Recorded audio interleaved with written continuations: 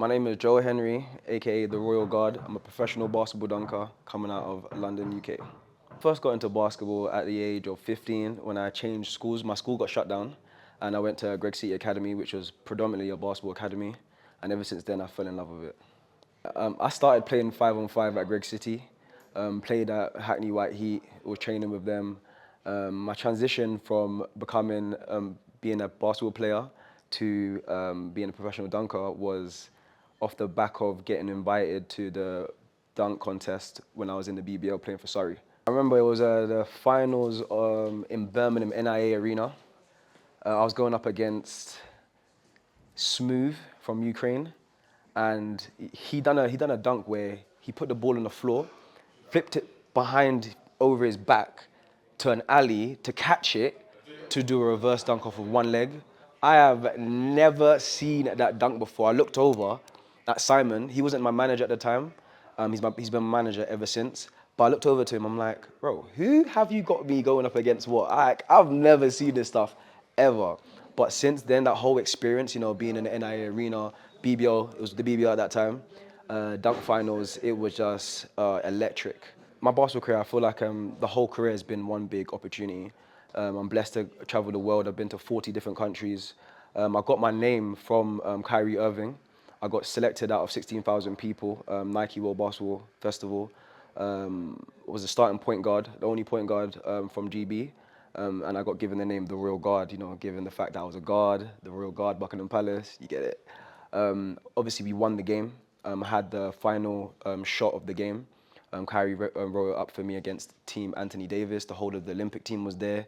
It was absolutely amazing. Charles Barkley, it was electric as well. And of course, since then, I've been able to, do a lot of brand relationships. I've been on Sky Sports talking about my dunks. I've done reality TVs. Fortunate to also step on the NBA floors. I was the first British dunker to ever do a dunk halftime show in the Clippers Arena, Intuit Arena. Literally just done that on the same trip that I was traveling to LA for my birthday. But because they saw I was in the country, they offered me the opportunity to put on a show. So I feel that's something for the memory bank. My day to day looks like my career basically. It's a lifestyle. Of course, I play basketball, exhibition games career wise. I do a lot of dunk contests, dunk shows. I do a lot of brand relations, content, create. I'm on all platforms. Yeah, I influence. So I'll be like, for instance, I got invited to the Netflix screening for Squid Games 3.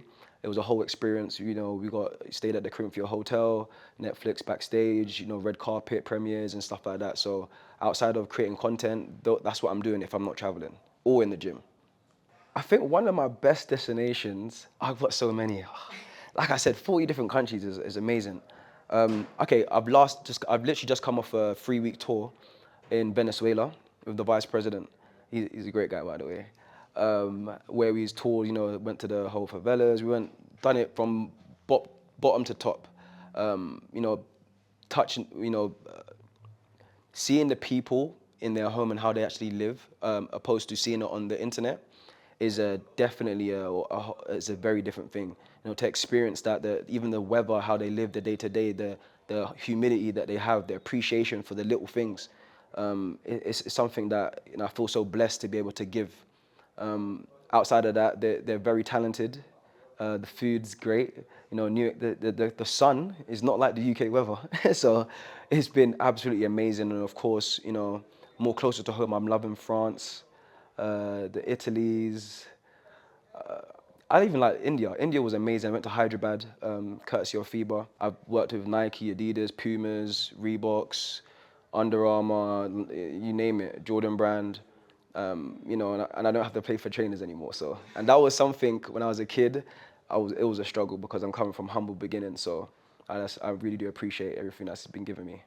So before basketball, well, not before basketball, before I became a professional athlete, of course, I was coming from humble beginnings. I was coming from like a gang background.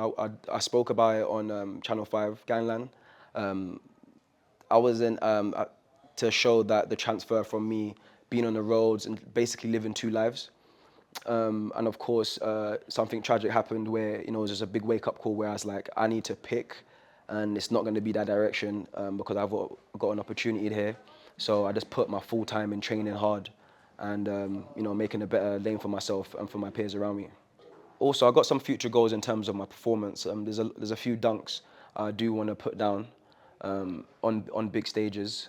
I do want to do a lot more halftime shows for like the likes of the NBA. I've done ACB, I've done EuroLeague, but I want to do a bit more high performance dunks on those main stages, and that's something for me that I want to achieve. So I've got a few plans and projects in the works.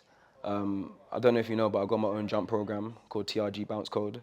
I would love to extend that to the next generation and obviously professionals as well, where I can help them become a bit more explosive, whatever profession you're in as well. Because I think I'll get it down to a T of how to become explosive. And obviously, if I want to I want to be in more camps, putting on showcases in my country because, like I said, most of the time my job is abroad, so people don't really get to see me at events in the UK and stuff like that. So I want to be more accessible in that area where I can help.